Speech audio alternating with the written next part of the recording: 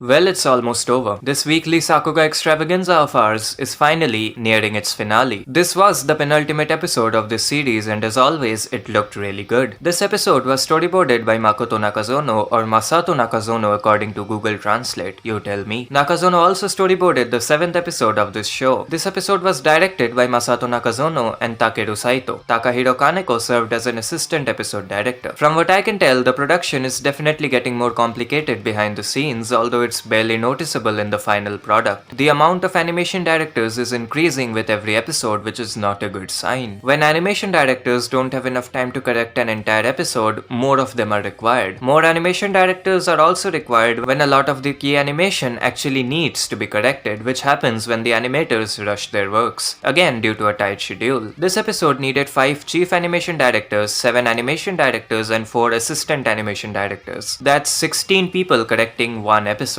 Although judging by the scale of it, it's not too concerning, especially because this was the second to last episode. But it just goes to show that a perfectly ideal production probably isn't possible given the current state of the industry. Also, the amount of animation directors required depends on the complexity of the character designs, amongst other things. Don't automatically assume that a show is poorly produced just because it needed a fair amount of ADs. Yes, the first episode of Vinland Saga Season 2 will have 7 animation directors, and no, that's not a big deal. Just look at how complicated the designs are. Well, that's enough rambling for now. Let's break down the visuals, starting with the storyboards, which were again done by Makoto or possibly Masato Nakazono. The storyboards felt a bit more like your typical good-looking anime, or is it just me getting conditioned to the cinematic style? This episode made use of quick cuts that made the dialogue scenes feel more dynamic, and the action storyboards were quite nice, but aside from that, I didn't really find too much worth mentioning. Same goes for the artwork, which looked great but didn't exactly stand out the way Hironori Tanaka's corrections did a couple of episodes back. Let's instead talk about the animation. The episode opens up with the first appearance of the future devil, aside from the opening of course. Some really consistent shading throughout this part. Also love the future devil's design. The episode from this point on is surprisingly static, which is probably why I thought it was storyboarded like a typical anime now that I think about it. The first 15 minutes or so didn't have any standout cuts of animation. Again, there's nothing wrong with it. There was still minor character acting present, just nothing significant. There are only 4 scenes from this episode on Sakugaboru, and I think all of them are from the last 5 minutes of the episode, which sums it up. I don't think that it looked bad or average. I'm just used to the insane character acting in every scene that the previous episodes had. This still did a lot. As I previously mentioned, the shading on the characters, the art direction, the background movement, all of that looked amazing. But there's not much to break down from the first 15 minutes or so of this episode. So instead, let's skip over to the last 5 minutes. One complaint that I have with this entire fight is how dark it is. I get that it's not supposed to be well lit, but I wish it was a bit brighter. I had to use a screenshot from this fight for the thumbnail, and trust me, distinguishing between the character and the background in order to remove the background was not easy. The first character we come across is the Shark Fiend. His scenes are accompanied by amazing effects animation and this one particularly impressive cut, which is impressive due to the number of background characters, or background zombies in this case. This cut was animated by Chris or ENBM. The Violence Fiend is next, and he got the best treatment animation wise. This sequence was also animated by Chris, who also storyboarded 5 cuts himself, and I hate to say this, but I'm not that fond of the storyboarding here. The cuts don't exactly flow into each other that smoothly. This part looks like he did a flip for no reason. I know he flips into a kick, but the setup is a bit awkward. Animation wise, this scene is flawless. The smears look great and the impact is well conveyed, but the storyboarding is a bit off. At least it looks that way to me. Next up, we see the Spider Devil, and she is really unnerving. Her body language is extremely realistic for someone with 8 legs. Also a really impressive rotation shot which looks particularly satisfying thanks to all those legs. Aki's cuts are animated by Kaito Tomioka, and it's nothing too fancy, just some nice smears on the slashes. Also, I really love the chaotic background here. So much is happening, also none of which is CGI, which is particularly impressive. There's some good looking hair and fabric animation as Aki runs towards the sky. The motion blur here is definitely overused, but aside from that, it's a good looking sequence. We then get to the best looking part of this episode. Amazing action animation for nearly a minute and a half, some of which is animated by Toshiyuki Sato. The sequence starts off with some background animation. I did think that it was a 3D background at first. Actually it may be, but I think it's a 2D background with digital textures on it. Aki slices the arms. It's a style of animation that's very common in modern action anime, with tentacle-like structures rapidly attacking a character, while the character either dodges or counterattacks at a fast pace. The detail on the outfit and the shape shading is quite impressive here. The speed increases as Aki continues swinging. His body language and facial expressions are very realistic. It's not like his face is heavily detailed, it's an action scene, of course it's not, but his expressions can be seen easily. His slide with the subtle dust at his feet, the attention to detail is still there. The speed increases yet again with the scene now taking advantage of a CGI background. Some really good camera work can be seen as a result. Some disturbingly lifelike body language can be seen as Aki is being strangled, probably animated by Toshiyuki Sato. The close-ups are heavily detailed and really good looking. This marks the end of the episode. The Ghost Devil was mostly CGI, but the arms were mostly not. And its main body pretty much never moved, so it's not a big deal. The compositing for this episode was probably the weakest. I didn't like how dark a lot of the scenes looked. I also felt that this episode had unnecessary amounts of motion blur. I'm not opposed to the concept of blur, but only when it's used correctly. The general lighting besides the last 5 minutes or so still looked really good. The art direction was perfect. In fact, it was one of the highlights of this episode. So overall, this episode looked solid. I don't know if this is an unpopular opinion or not, but I think this was the weakest looking episode so far. Of course, that's by Chainsaw Man standards. Not only was the animation a little underwhelming, the compositing had some issues as well. Thankfully, we are nearly done. I don't think that the final episode will have the same issues. So that was it. Did you like this episode? Comment down below. Make sure to like and subscribe if you enjoyed, and until next time.